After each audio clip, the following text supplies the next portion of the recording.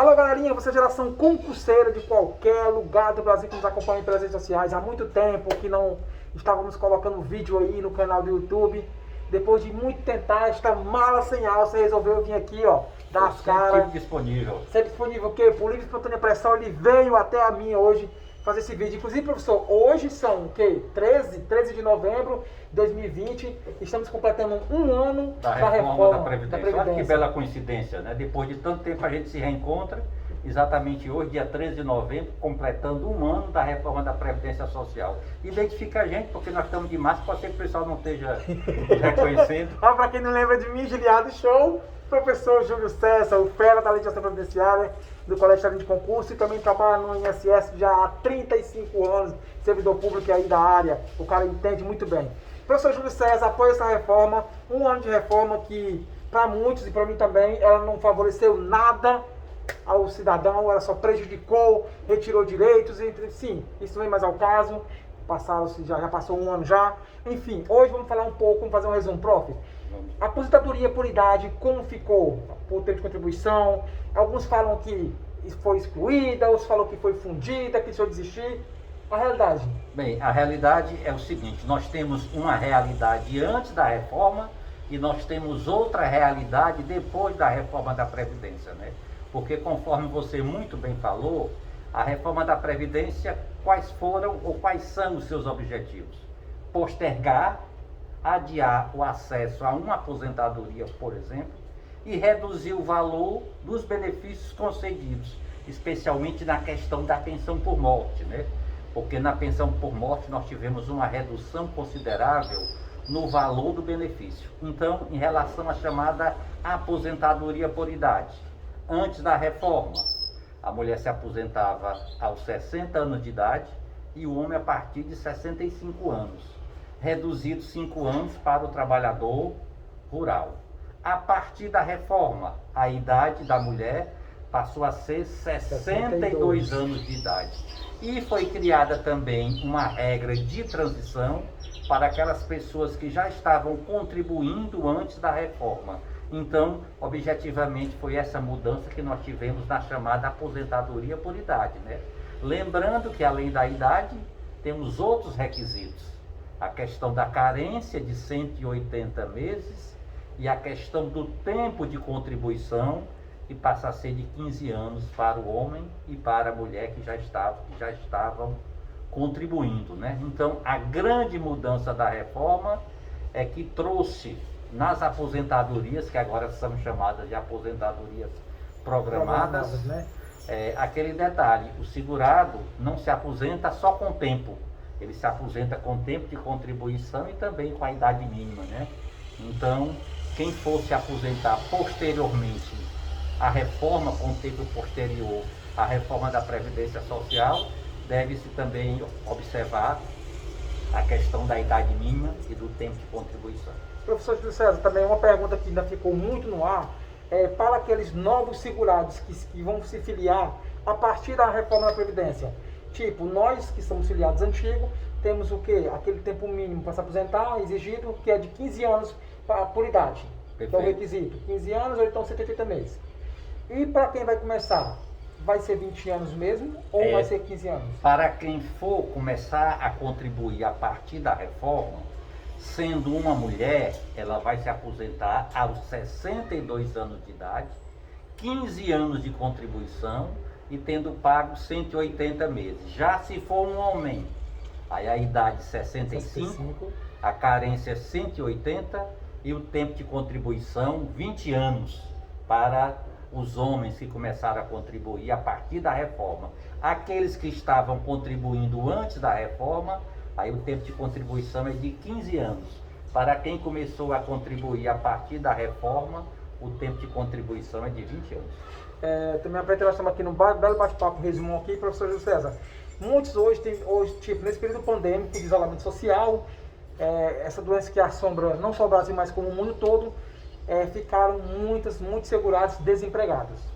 Então, nessa situação, existe o tipo de segurado facultativo, existe o segurado contribuinte individual, qual a vantagem que ele tem em se filiar à Previdência nesse tipo de categoria?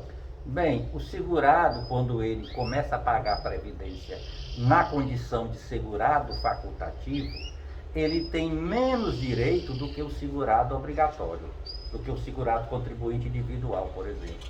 Porque o segurado facultativo, quando ele contribui e deixa de pagar, ele só vai manter a qualidade dele durante os 6 meses, né? Já o segurado contribuinte individual, quando deixa de pagar, ele mantém a qualidade por um prazo maior, que no caso é o prazo de 12 meses, né? Nós estamos vivendo um momento atípico, né? Essa questão da pandemia, onde não está sendo realizada a perícia médica presencial ainda, né?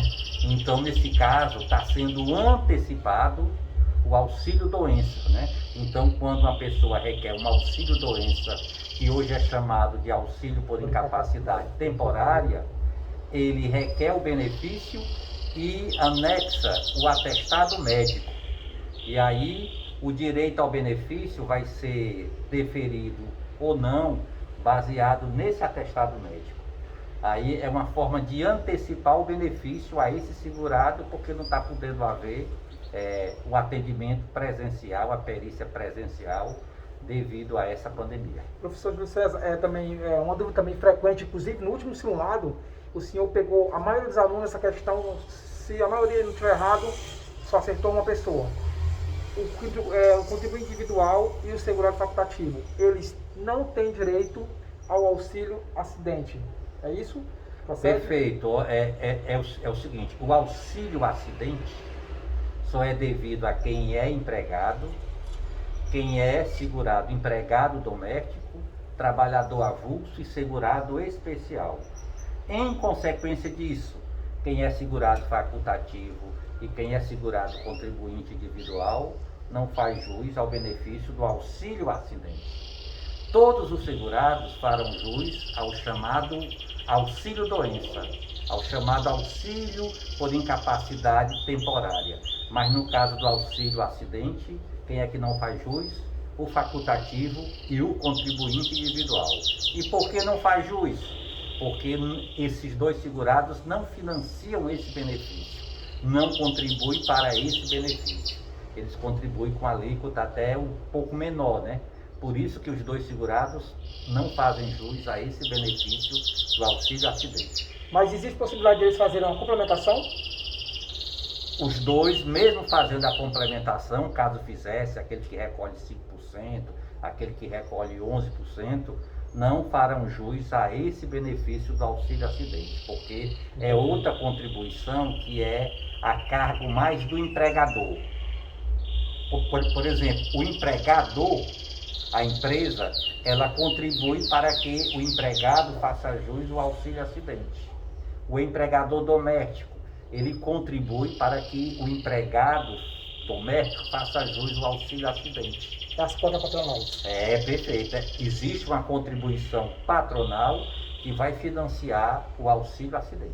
Um assunto também, professor Júlio César, também que é até um pouco, quando você fala nele, ele causa até um pouco de polêmica, quando você fala assim, a gente fica bancando aquele preso na cadeia. Não é a gente bancar aquele preso. Aquele segurado que contribuiu, que hoje se encontra preso, ele vai fazer jus a algo que ele fez, que ele contribuiu no passado. Depois da reforma, no caso, o limite agora, carência, 24 meses. Perfeito.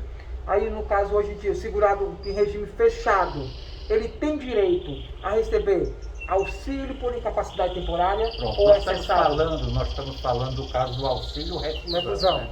Então, o auxílio reclusão é devido ao dependente do segurado de baixa renda. E existem outros requisitos para que o dependente do segurado de baixa renda, do preso, tenha direito a esse benefício, como você já falou, a questão das 24 contribuições, a questão do regime ser fechado, de ser de baixa renda. E se um segurado estiver em gozo de um auxílio por incapacidade temporária e ele for preso, automaticamente esse auxílio por incapacidade vai ser suspenso e pode até ser posteriormente cessado. Então não pode haver acumulação do preso, por exemplo, receber um auxílio doença e o dependente receber o auxílio reclusão. essa acumulação ela é proibida, ela não é permitida. Aí, no caso, professor Júlio César, a gente está tendo auxílio reclusão, o preso em regime semiaberto e aberto, ele terá direito a receber auxílio por incapacidade temporária, com certeza, não é isso? Aí sim, caso ele seja um segurado e estivesse contribuindo para a Previdência Social. O fato dele estar preso e doente e incapacitado não significa dizer que esse preso fará jus ao benefício. Para esse preso fazer jus ao benefício para ele tem que ser o quê? Tem que ser o segurado, tem que ser um contribuinte da Previdência Social. Atender os requisitos. Pronto, se ele estiver preso e adoeceu, mas não pagava a Previdência, obviamente ele não vai ter direito. Outro assunto também interessante, professor Júlio César, que ficou também para a gente até um pouco dar uma parada, LOAS. O LOAS, o Amparo Social ao Idoso, a pessoa com deficiência, é um dos benefícios mais requeridos junto ao INSS. E esse benefício tem demorado muito. Nós temos casos de pessoas que estão aguardando a definição da Previdência Social há 2, 3 anos, porque para se obter esse benefício tem que fazer uma perícia médica, tem que fazer uma avaliação social, e esses procedimentos estão demorando muito, especialmente devido também a essa pandemia, né? E lembrando que esse benefício vai ter um avanço agora, a partir do próximo ano. É que antes a renda per capita não podia exceder 1/4 do salário mínimo, né? Agora vai ser observado a renda per capita inferior a meio salário mínimo. Consequentemente, vai ampliar o acesso ao benefício a partir do próximo ano, porque realmente a renda, vamos aqui imaginar, se numa família tinha 4 pessoas e tinha um recebendo o salário mínimo, essa pessoa não iria ter direito, porque a renda estava igual a 1/4 e teria que ser inferior, né, a 1/4. Já a partir do próximo ano já vai passar para a renda per capita de meio salário mínimo. Consequentemente, o acesso a esse benefício vai aumentar. Comentando também, né, que nós sabemos que devido a essa crise aí, o número de pessoas que estão na pobreza, que estão na miséria, aumentou muito. Então esse benefício assistencial aí, o BPC LOAS, vai ajudar a essas pessoas que se encontram nessa situação. Inclusive, professor Júlio César, muitos cidadãos, eles pensam que, tipo assim, eu não vou contribuir não vou trabalhar não, quando eu completar 65 anos eu me aposento. É porque eles acham que hoje qualquer pessoa, por nunca ter contribuído, quando chega àquela idade X, vai se aposentar, mas não sabe ele que tem que ter requisitos, né? Não gera pensão, né? Não tem 13º. Então o BPC LOAS é um benefício importante da assistência. Mas se a pessoa puder contribuir, inclusive na menor alíquota, que é 5% do salário mínimo, se ela estiver inscrita no cadastro único, ela vai estar protegida não pela assistência, mas sim pela previdência, vai ter benefício mais vantajoso. Professor Júlio César, no caso, para a gente finalizar agora esse vídeo aqui, por final, tem algum assunto que o senhor achou interessante dessa reforma que o senhor acha interessante a gente abordar para que o aluno que está estudando o concurso do INSS possa ficar ciente? Eu acho que um tema que a gente tem que estar muito atento é a questão da pensão por morte. Né? Porque a pensão por morte foi o benefício onde nós tivemos mais mudança. Primeiro no cálculo desse benefício, porque esse benefício toma por base a chamada aposentadoria por invalidez que o segurado teria direito a receber. E essa aposentadoria por invalidez era de 100%. Já com a reforma caiu para 60%.